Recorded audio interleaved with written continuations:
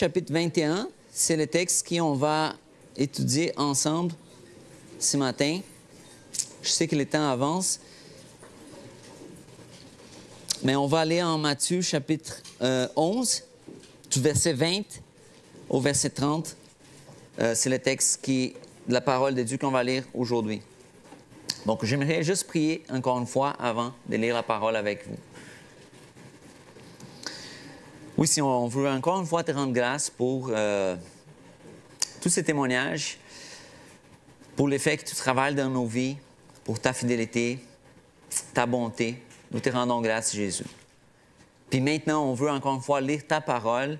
Puis on te prie que ton esprit puisse vraiment nous parler, que ta parole puisse nous parler, parce que ta parole est la vérité.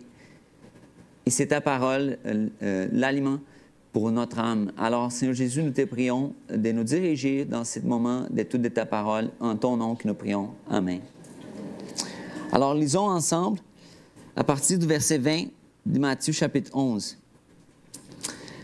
Alors, il s'est mis à faire des reproches aux villes dans lesquelles avaient eu lieu la plupart de ces miracles, parce qu'elles ne s'étaient pas repenties. Malheur à toi, Chorazin, malheur à toi, Bethsaïda, car si les miracles qui ont été faits au milieu de vous avaient été faits dans Tyr et dans Sidon, il y a longtemps qu'elles se seraient repenties, en prenant les sacs et la cendre. C'est pourquoi je vous l'ai dit, au jour du jugement, Tyr et Sidon seront traités moins rigoureusement que vous. Et toi, Capernaum, seras-tu élevé jusqu'au ciel? Non, tu seras abaissé jusqu'au séjour des morts. Car si les miracles qui ont été faits au milieu de toi avaient été faits dans Sodome, elles subsisteraient encore aujourd'hui. C'est pourquoi je vous l'ai dit, au jour du jugement, le pays de Sodome sera traité moins rigoureusement que toi. Oh. Donc, on vient de lire le début de la passage d'aujourd'hui. Le passage d'aujourd'hui qu'on va lire, c'est 3 parties. On vient de lire la première. La première partie, Jésus commence en faisant des reproches aux villes par lesquelles il avait passé. Donc, dans les villes où il avait fait la majorité de ces miracles, on lit ici. Ça veut dire que Jésus avait déjà commencé son ministère. On sait qu'il avait fait des miracles dans plusieurs villes, puis qu'il avait déjà fait plusieurs miracles. Mais là, les gens qui ont vu ces miracles-là, qui ont pu témoigner de la puissance de Jésus, ne sont pas repentis. Ils avaient un corps endurci, puis quelques personnes oui, mais quelques personnes non. Puis là, il fait des reproches à ces gens qui ont eu l'opportunité de voir ces miracles, mais qui n'ont pas compris qui était Jésus, puis ne sont pas repentis. Par la suite, la deuxième partie, on va lire prochainement, on va voir la révélation de Dieu, Jésus, puis les pères, comment Dieu révèle Jésus, puis Jésus révèle les pères. Puis on va voir que le Père a choisi de se révéler à certaines personnes, on va voir c'est qui. Puis la troisième partie, c'est une invitation à venir à Jésus. Donc on commence avec une parole de jugement, mais on va finir avec une invitation pour trouver du repos. Donc ce jugement-là qui a été dit par Jésus, cette reproche qui a été faite par Jésus, on voit un standard qui se répète. Il va parler des 3 villes, il va parler des Chorazin, Bethsaïda puis Capernaum. Il va faire pour chacune de ces 3 villes en comparaison avec d'autres villes qui ont été mentionnées dans la parole de Dieu, Tyr, Sidon et Sodome. Puis Jésus va parler du jour du jugement. Il va pointer vers le futur, vers un moment où on va trouver les jours finaux, les jours du jugement. Quand on lisant la parole, on sait que c'est quand Jésus va revenir. Donc c'est une réalité. Mais qu'est-ce qu'on voit dans la Bible par rapport à ces villes-là? Donc, on parle des villes qui ont vu la plupart de ces miracles. On peut penser au privilège d'habiter à quelque part, puis avoir le Fils de Dieu qui est venu, puis pouvoir voir ces miracles avec nos yeux, puis voir sa puissance, entendre ses paroles, entendre ses révélations, ses enseignements, puis en voyant tout ça, rester immobile, n'allez pas vers la repentance, n'acceptez pas c'est qui Jésus. Donc, c'est à ces gens-là que Jésus est en train de parler. Donc, les personnes de ces villes-là ne s'étaient pas repenties.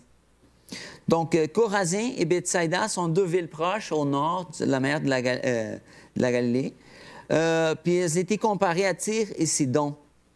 Donc, on a quelques passages dans l'Ancien Testament qui mentionnent les jugements de Dieu qui a été déclaré à Tyr et Sidon. Donc, on ne va pas aller là à cause du temps, mais on peut voir qu'ils sont des villes où il y avait beaucoup de péchés, puis Dieu avait prononcé des jugements à ces villes-là, même dans l'Ancien Testament. Puis Jésus arrive, puis Jésus parle aux gens qui sont en train de voir ces miracles. Écoutez, les jugements pour vous vont être plus sévères que les jugements de Tyr et Sidon qui ont été condamnés dans l'Ancien Testament parce que, puis là c'est la conclusion, vous avez vu des choses encore plus importantes. Vous avez eu l'opportunité de témoigner du Fils de Dieu qui est venu. Puis à cause de ça, ces villes-là vont recevoir les jugements.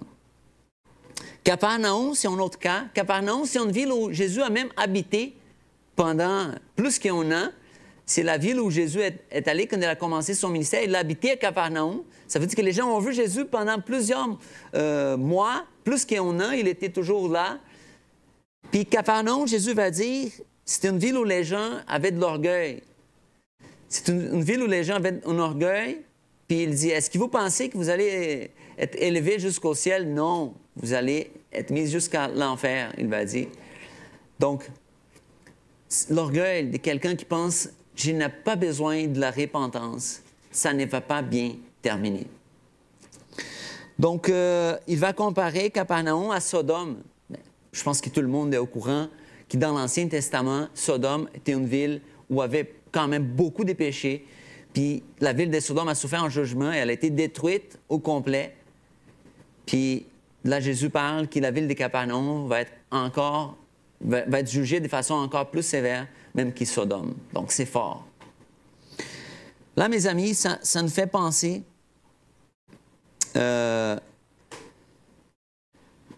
c'est quoi les problèmes de ces villes-là? Ce sont des villes qui n'ont pas passé par la repentance. Donc, quand Jésus a commencé son ministère, son premier appel était un appel à la repentance. On a déjà parlé de ça pendant notre étude du livre de Matthieu. C'est quoi la repentance, finalement? Donc, la repentance, c'est un don de Dieu. Il faut qu'il se passe un miracle dans les corps des personnes pour pouvoir trouver la vraie repentance. La repentance, elle va toucher notre intellect, notre façon de penser, nos émotions. Ça va créer un sentiment, oh, je me sens mal parce que je vois les péchés dans ma vie puis je ne veux plus ça. Puis il va toucher aussi notre volonté, notre désir de vouloir faire la volonté de Dieu. Donc la repentance est le début de la vie chrétienne. Elle commence à la conversion de la personne. Aujourd'hui, on a entendu des témoignages, des conversions, des personnes qui ont trouvé la repentance, puis qui par la grâce de Dieu, par l'illumination du Saint-Esprit, ont pu décider de changer de vie, puis d'aller vers une autre direction. Mais elle continue tout au long de la vie chrétienne. Elle fait partie de notre vie, de notre cheminement.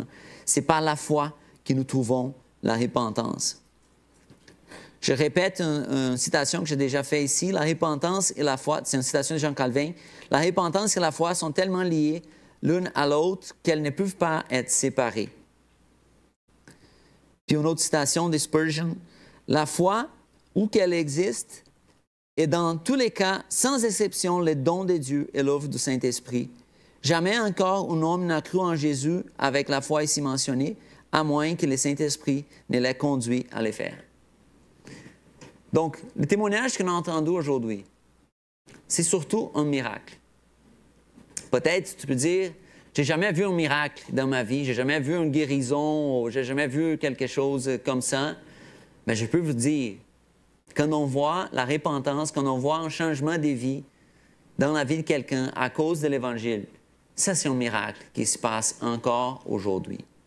Ça ne veut pas dire que Dieu ne peut pas faire d'autres genres de miracles, puis je crois qu'il les fait. Mais les changements de vie, la repentance, quelqu'un pouvoir comprendre la grâce de Jésus, puis l'accepter malgré nos péchés, malgré nos faiblesses, puis vouloir changer de vie, c'est une œuvre du Saint-Esprit. Puis ça se passe dans la vie On a témoigné aujourd'hui, les témoignages des personnes qui ont vécu ça, puis ça peut se passer dans la vie de n'importe qui a ouvert à entendre l'Évangile puis l'accepter. C'est un miracle. Ça ne vient pas de nous. Donc, témoigner des choses, témoigner de l'œuvre de Dieu, ça augmente notre responsabilité. Désolé, n'avez-vous pas fait peur à personne, mais peut-être on devrait un petit peu. Parce que là, Jésus a dit à ces gens-là, vous avez vu des miracles, vous avez témoigné mes enseignements, vous ne les avez pas acceptés. Ça va apporter un jugement. Cette parole doit être un avertissement pour nous.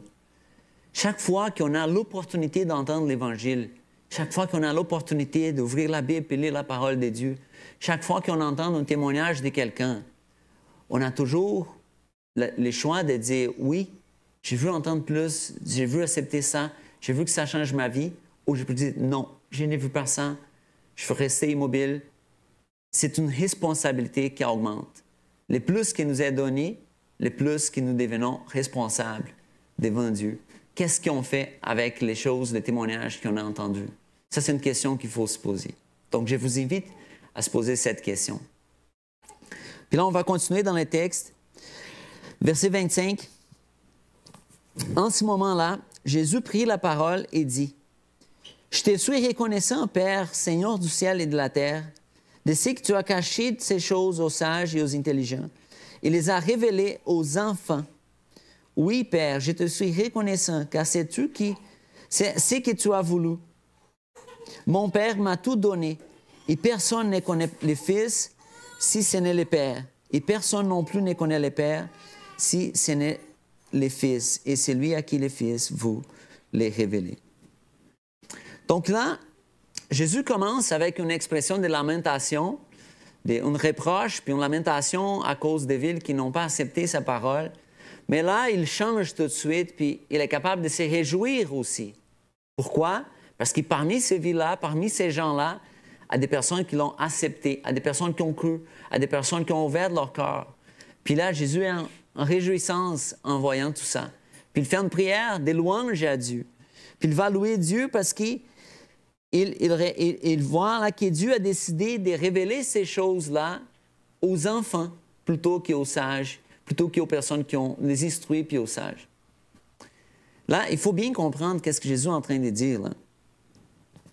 Est-ce que ça veut dire que la sagesse puis l'intelligence est un problème? Est-ce que ça veut dire qu'on ne doit pas chercher l'intelligence, on ne doit pas chercher la sagesse, on ne doit pas chercher à être instruit? Mais non, c'est vrai que non. C'est quoi les problèmes? Donc, pourquoi qu'il parle avec ces langages-là? Donc, c'est parce qu'il parle des gens qui se voient comme les gens intelligents.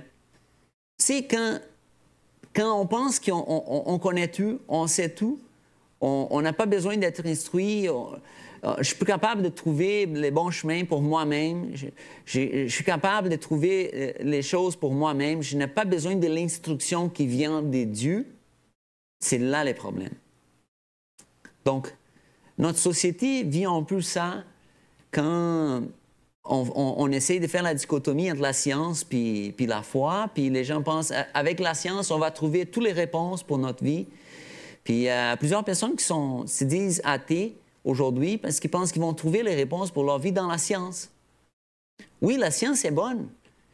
Pas de problème de chercher à connaître, mais l'origine de la science, c'est vraiment d'explorer puis de mieux comprendre la création de quelqu'un, la création des dieux. Donc, essayer de comprendre le monde, puis comment le monde fonctionne, puis découvrir les choses, puis utiliser ça pour le bénéfice de l'humanité, il n'y a rien de mauvais dans tout ça.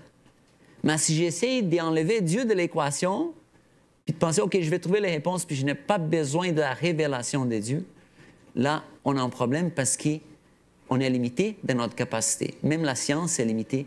Elle peut faire des choses incroyables, oui, mais les problèmes spirituels de l'homme, la science ne va jamais régler.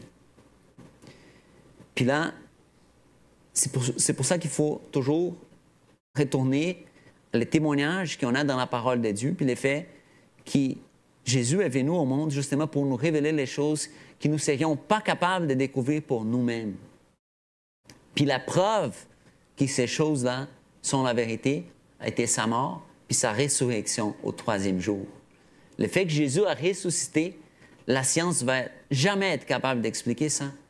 Mais par la foi, nous savons qu'il y a une réalité qui nous dépasse, à une réalité éternelle qui va demeurer pour toute l'éternité. Puis si je veux comprendre cette réalité-là, puis aligner ma vie selon cette réalité, j'ai besoin de la révélation de Dieu.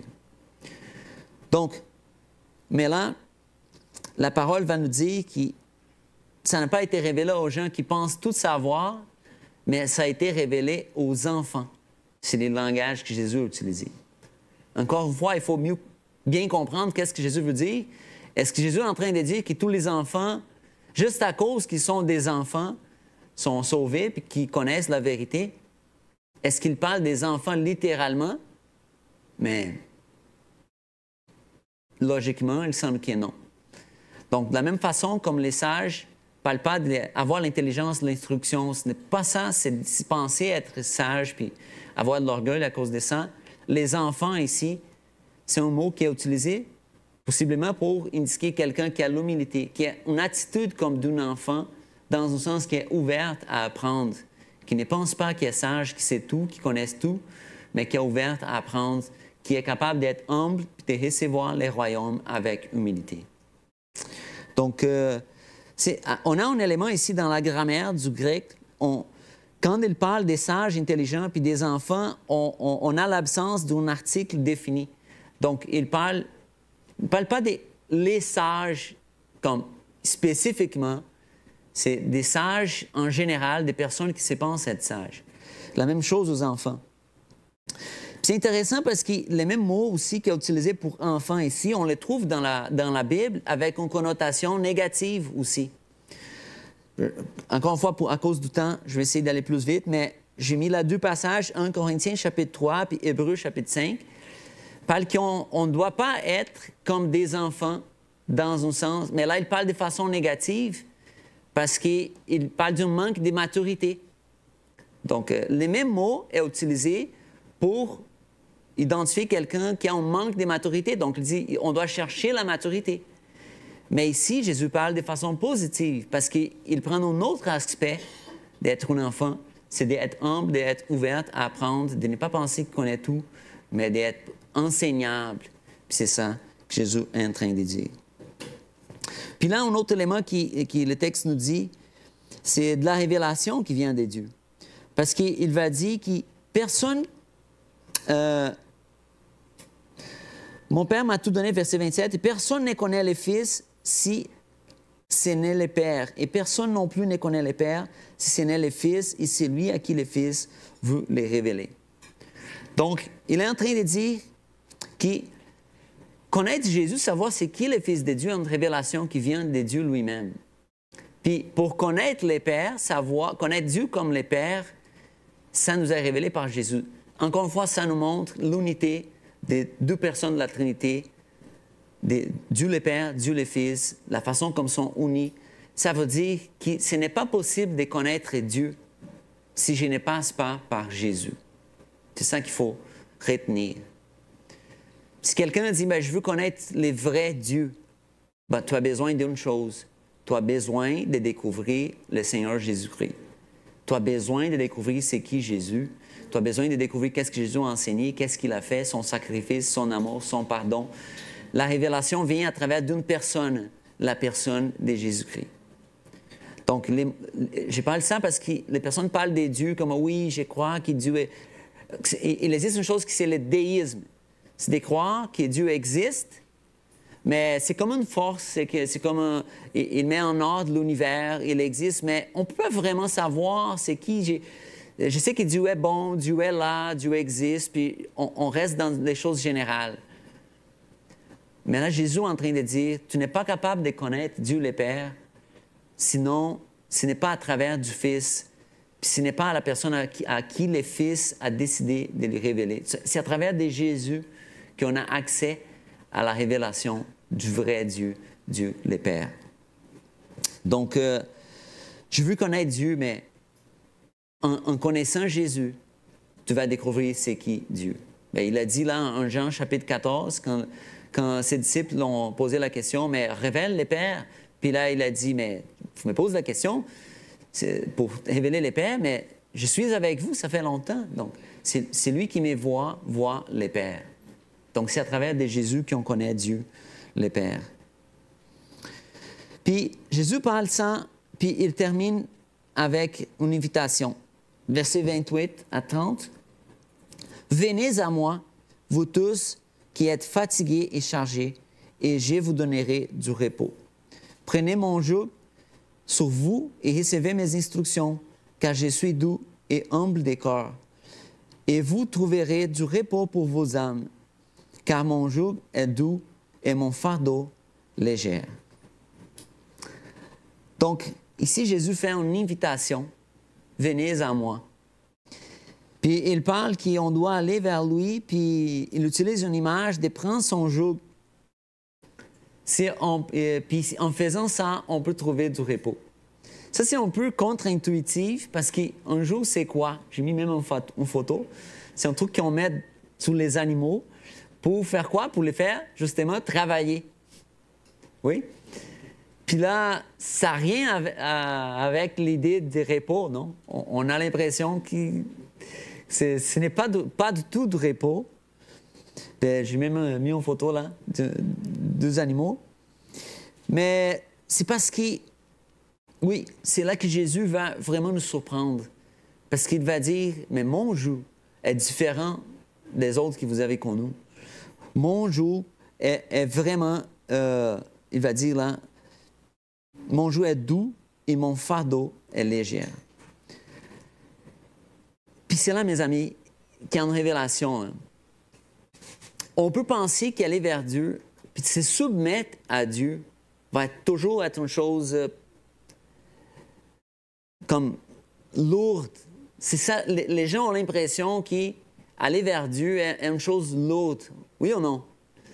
Je ne veux pas aller à l'église parce que là, c'est comme si j'ai l'impression que je vais être écrasé, je vais avoir des règles, que c'est lourd, ça.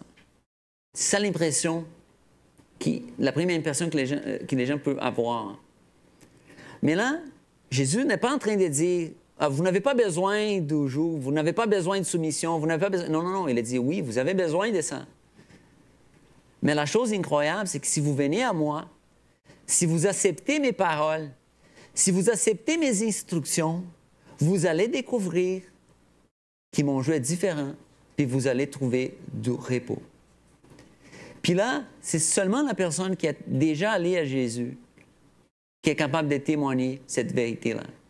Le fait que je peux aller à Jésus, dans un moment de ma vie, malgré la critique, malgré ce que les autres sont en train de dire, malgré le fait que oh, tu vas gaspiller ta vie dans une église, on ne fait pas ça, malgré le fait que les gens me disent tout ça, à cause qu'il a dans, le Saint-Esprit me parle, puis comme je dis, c'est un miracle, il dit non, non, viens à moi, Gabriel, viens à moi. Puis dans un moment donné, je décide, je vais aller vers Jésus. Puis je découvre comment Jésus m'a aimé, comment Jésus m'a pardonné. Puis je découvre comment je trouve un sens pour ma vie. Tu sais, quand je découvre la famille chrétienne, je découvre tout ça. Puis je commence à suivre Jésus. Puis en décidant de suivre Jésus, je découvre que son chemin, c'est le bon chemin. Là, je trouve le repos pour mon âme. Puis même si je passe par des situations difficiles, par des critiques, par des privations, le fait que le Saint-Esprit est avec nous, puis on peut toujours savoir, Jésus est avec moi, il me parle par sa parole. Je sens que c'est vraiment, on trouve la chose qui, c'est la paix de l'âme, la paix pour notre esprit, la paix pour notre âme. Donc, ça, c'est une chose qui, c'est juste, je peux vous donner le témoignage, mais pour ceux qui n'ont pas goûté ça, c'est une invitation. Je peux donner le témoignage, mais il faut prendre la décision d'aller vers Jésus pour pouvoir goûter ça.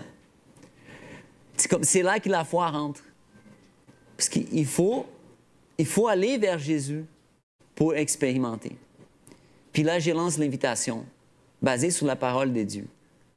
Venez à Jésus. Comme je prends la parole de Jésus, venez à moi, pas moi, Gabriel, mais venez à Jésus. Jésus t'invite aujourd'hui à venir vers lui, puis de goûter cette paix-là qu'on ne va jamais trouver. On peut passer notre vie en train de chercher plein de choses, mais ça va être toujours en vain. Puis un jour, cette vie-là termine, puis on n'a rien trouvé. Mais aussitôt qu'on arrive à Jésus, on trouve quelque chose de précieux. On trouve une paix qui va demeurer pour toute l'éternité. J'aimerais dire, mes amis qui sont ici, aujourd'hui, Jésus t'appelle à venir vers lui, puis d'accepter cette paix-là. Peut-être tu as une idée de la religion, tu penses, oh, ça va être lourd, ça va être un fardeau, mais Jésus est en train de dire, ce n'est pas un fardeau du tout. Ça va être le repos que tu cherches pour ton âme. Puis c'est en moi que tu vas pouvoir trouver ça. Donc, je lance l'invitation, puis je fais une question. Qu'est-ce qui t'empêche de venir à Jésus? Aujourd'hui, on a témoigné 2 personnes qui ont accepté. On a entendu le témoignage. On a vu le témoignage de Marie-Hélène qui veut être membre de l'Église aussi, puis elle a témoigné de comment elle est venue à Jésus. Mais qu'est-ce qui t'empêche? Il faut se rappeler des villes qui ont entendu pendant longtemps Jésus, qui ont vu, ont témoigné, puis n'ont pas pris en décision le jugement. On n'a pas besoin d'être comme ça. On n'a pas besoin d'augmenter notre culpabilité. On peut aller vers Jésus puis trouver du repos. C'est la grâce qui nous est disponible. C'est le pardon qui est disponible. C'est l'amour de Jésus qui est disponible. Puis il nous invite à venir envers lui. Donc, je termine avec cette invitation. J'aimerais prier, mais j'aimerais vraiment que tous ceux qui n'ont pas encore pris une décision puissent vraiment réfléchir à ces paroles, puis décider. Aller vers Jésus. Moi, personnellement, j'étais à l'église une fois. Je participais à l'église, mais je me rappelle, je peux revenir dans ma mémoire, la journée quand la parole a été prêchée, c'est comme Dieu a touché mon corps, je suis allé vers les pasteurs, puis j'ai dit, pasteur, je veux me faire baptiser, j'ai besoin de Jésus. C'était clair pour moi, puis ça a changé ma vie. Ça a tout changé, ça a changé ma éternité. Donc, j'invite tous ceux qui n'ont pas encore pris cette décision. Viens avec Jésus. Viens à Jésus parce que c'est lui, le Fils de Dieu. Il est mort, il est ressuscité pour toi. Il t'offre les repos, il t'offre la vie éternelle. C'est vraiment à toi d'aller vers lui puis de recevoir cette grâce. Donc, prions. J'aimerais prier. Seigneur Jésus, Seigneur Jésus, merci pour les témoignages qu'on a entendus ce matin. Merci de pouvoir me rappeler aussi de la façon comme toi, tu es venu me chercher quand j'étais loin de toi. Puis j'ai prié que tous ceux qui n'ont pas encore goûté cette paix, qu'ils puissent ce matin ou prochainement prendre une décision de venir vers toi. Oui, parce qu'on sait Jésus. Sans toi, on ne va jamais trouver de vrai repos pour notre âme. Mais en même temps, on sait puis on peut témoigner. En toi, on trouve les repos. On trouve la paix, on trouve l'amour. Alors, je te prie, Saint-Esprit, de continuer à faire des miracles, de continuer